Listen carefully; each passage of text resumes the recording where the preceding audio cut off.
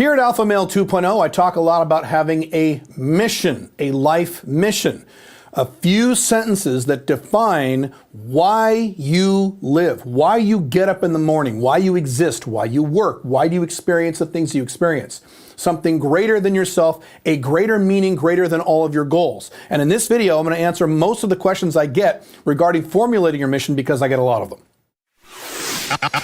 Alpha Male 2.0. Freedom-focused lifestyle design for men. We do 5 videos a week here on how to make both your business life and woman life more free, because you need both. If you subscribe to this channel, leave a like on this video, and leave a comment on this video, you will automatically be entered into the regular drawing for my online video course on how to create location-independent income, normally $1,400. We regularly announce the winners at the community feed at this channel.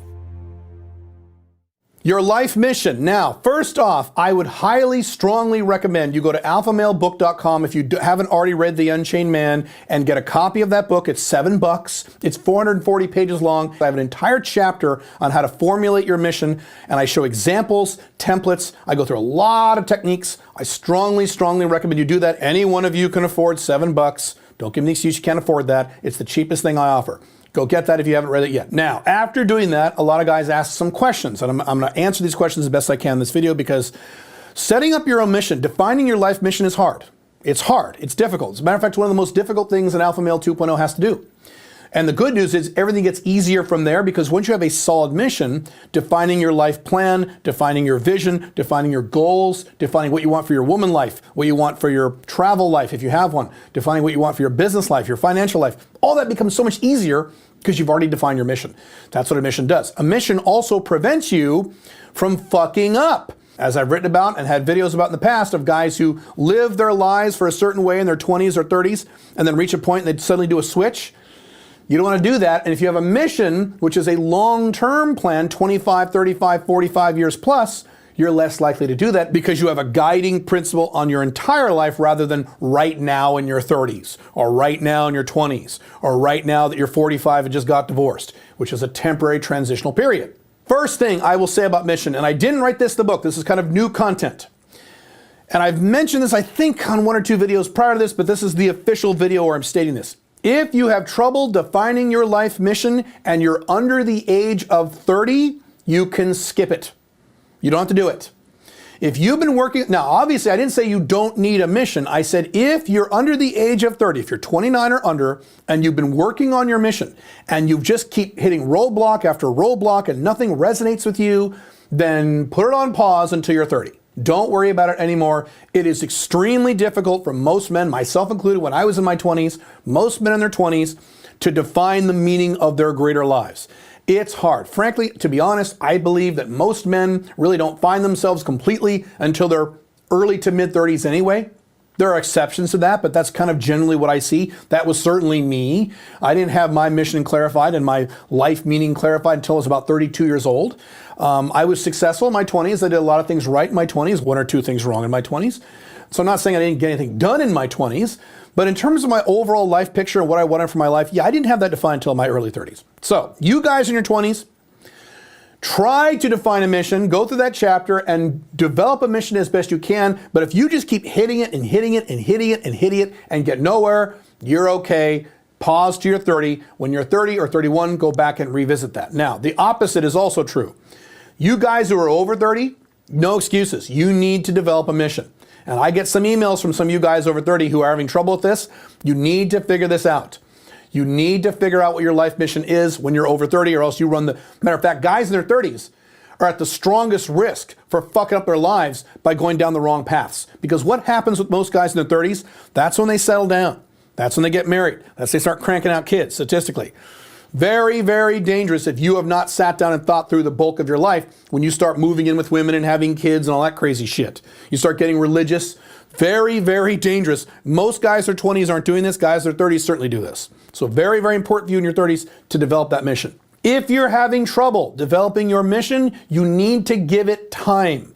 I have noticed that a lot of guys, when they work on their missions, they get really stressed out and they keep hammering it, hammering it, hammering it, hammering it. As I write in the book, develop your mission, come up with a rough draft, Get it as clear as you can, work on it for a day or two, and then if it doesn't resonate with you, wait a week. Don't think about it. This is one of the few times when not thinking about something actually helps. Put it out of your head and wait a week. Wait till next Saturday, then come back and revisit it. And here's how you measure if a mission is good. You read it, especially if you read it aloud, and your brain immediately says, yes, that's what I want. If your brain goes, probably not your mission yet. But if you read it aloud and your brain says, yes, that's how you know you're probably there. Now, if you're getting that signal from your brain saying yes, you're probably done. Some guys say, well, I say yes, but I'm not like orgasmic, explosive, excited. Okay, that's fine. You can tweak your mission a little over time. I tweaked mine a little over time, not a lot. You can't revamp the entire thing. That means you were an idiot. Or you were under the age of 30, which is okay. So you can't revamp your mission, but you can tweak it. So if you read your mission and you get an immediate yes from your subconscious mind, you have my permission to stop. That's your mission. And yes, 10 years later, you can go back and tweak it a little bit. That's okay. Don't think that you have to read your mission and the sun has to part and the sunlight shines down on you and the doves sing and the volcanoes explode. It doesn't necessarily have to be that way. I don't feel that way when I read my mission, but my brain says, hell yeah, that's all you need. Don't think you have to have some kind of orgasmic experience, because you don't. The next thing, a common mistake I see guys make. They write out their mission and it's actually a goal. My mission is to be a millionaire. That's not a mission, that's a goal. And the reason you don't want a goal in your mission is because the problem with goals, as I've written about in my books and my blogs, is that you can achieve them. And then once you achieve them, then what? And you go, now what?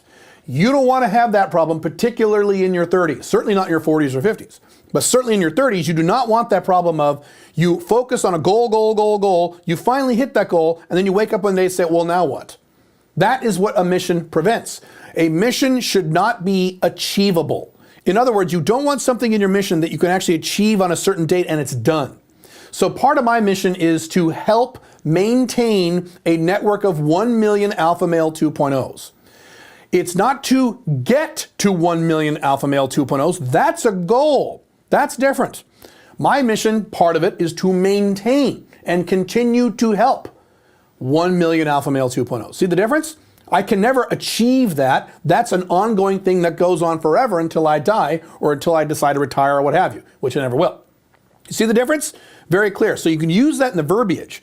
Instead of saying, my mission is to be worth $10 million, you instead say something like, I have plenty of money to live the life that I want to live in any way I want to live it. Something like that. Not exactly that, but you get my point. You see the difference? One is a goal, which are important, and one is a mission. Your mission is the source of your goal. So you would say, I have plenty of money to live my life in any way I choose. And then once you have that mission, then you derive from that your specific income goals, which is very, very important. But that's step 2, not step 1. Step 1 is your mission. Next question I get is that guys say, but I don't like anything. I don't really understand how that works, but some guys just say, but nothing gets me excited. All right, fine. What do you like? Do you like playing video games? Do you like smoking weed? Do you like watching TV? Do you like having sex? Do you like going to the beach? Start with what you like. I talk about this in the book. Start with what you like. Now you may say to me, well, I can't have a mission where I smoke weed all day. No, not exactly. But you could certainly have a mission where you start a cannabis business and work with other people in the cannabis industry and get excited about cannabis. That's fine. Nothing wrong with that at all. Start with what you like and then merge that into something that has more meaning for you. And again, I'll say this again. You don't have to read your mission and suddenly have an orgasm. That's not how it works. Your brain just needs to say yes without thinking too hard. Last question I get, really common one I get. Hey, Caleb, can I define a mission that is completely selfish? So the problem is people will hear my mission and they will think incorrectly that their mission has to help people. No.